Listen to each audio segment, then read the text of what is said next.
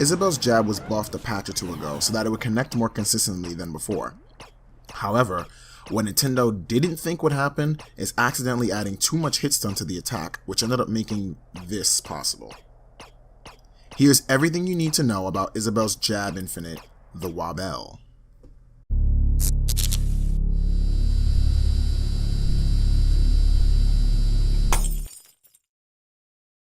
I won't get too far into how Isabelle's jab works in general. That requires its own video, and fortunately one exists already.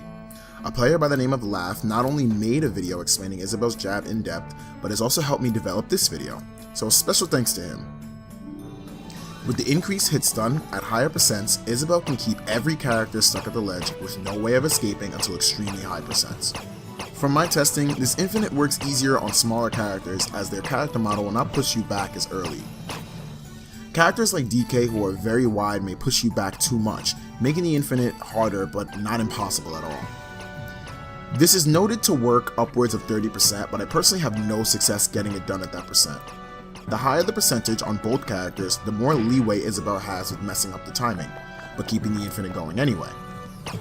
I personally aim to do this past 75% for most characters, and beyond 100% for the characters I struggle with doing it against the most. Okay, I know you guys are like, how do you do it? Get to the point already. Start by getting your opponent as close to the ledge as possible. You must be facing the ledge and your opponent must be in between you and the ledge of the stage or platform. Start by jabbing them by pressing and releasing the A button. Wait a couple of frames after releasing A and tilt the control stick towards the direction of the opponent. Repeat from step 1 and voila, they're stuck. A couple of frames is hard to eyeball, but fortunately there's a rhythm within the inputs you can follow to achieve this. Doing these inputs at about 133 beats per minute is pretty much the sweet spot for not doing it too fast and not doing it too slow. If you are not locking them into the corner because Isabelle is sliding away, you're doing it too fast. If they are able to shield or act in any way in between the hammer hits, you're doing it too slow. You know you're doing it correctly because the hammer will disappear briefly as your walking input is accepted by the game. Also, you know you're doing it correctly when the opponent is entirely stuck.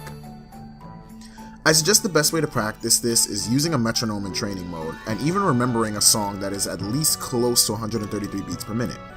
I personally sing Dark Horse by Katy Perry in my head, as it's perfectly in rhythm with the hammer hits.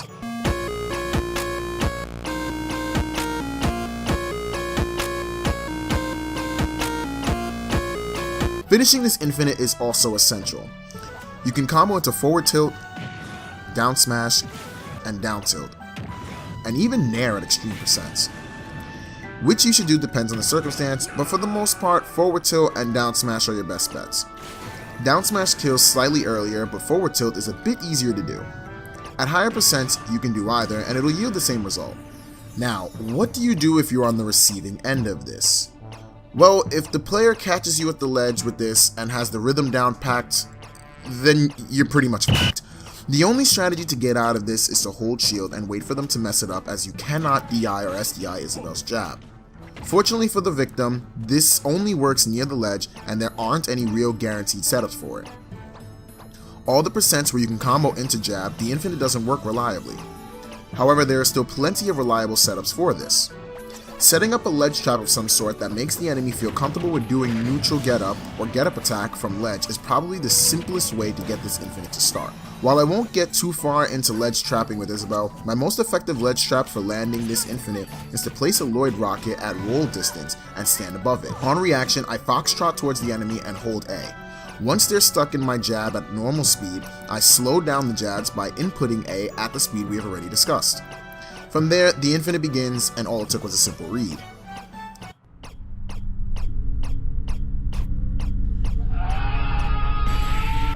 You can also shield a get up attack at ledge. Whether you parry it or not, this is pretty much a guaranteed jab afterwards.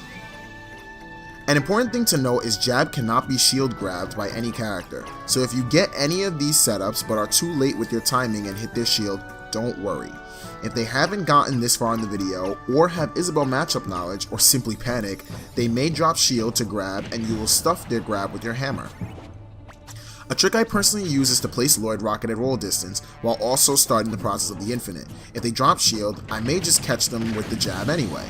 If they roll in shield, they will roll right into the Lloyd rocket, which is good damage too. A mind game is also established with trying this combo. Making your opponent uncomfortable to take certain options in fear of being wobbled is certainly a good strategy, and depending on the matchup could make or break a game for you. Quick closing notes I want to mention about this as well. It is possible to hold the analog stick within a very small sweet spot where your character will walk, but if you press A, will still jab. I personally cannot find this sweet spot on my controller for one reason or another, but it is technically possible. I think doing it my way by tilting the analog stick is the easier way. It is also possible to press the analog stick all the way in between the jabs to essentially buffer the walk. Lath swears by this method, but I personally couldn't do this myself either. None of the methods have comparative advantage assuming the performer is proficient, so you can do whichever method you like. I hope you enjoyed the video. I'm considering making a huge Isabelle tutorial compiling things like pocket combos, mix-ups, and just overall mindset of playing the character, similar to what I did with Yoshi and Robin in Smash 4. If you'd be interested in that, please let me know in the comments and drop a like on this video. All of your support over the years is greatly appreciated. We are slowly approaching 2,000 followers and I never thought I'd be here, and I want to quickly thank all of you for that. I wouldn't be here without you. So again, thank you so much.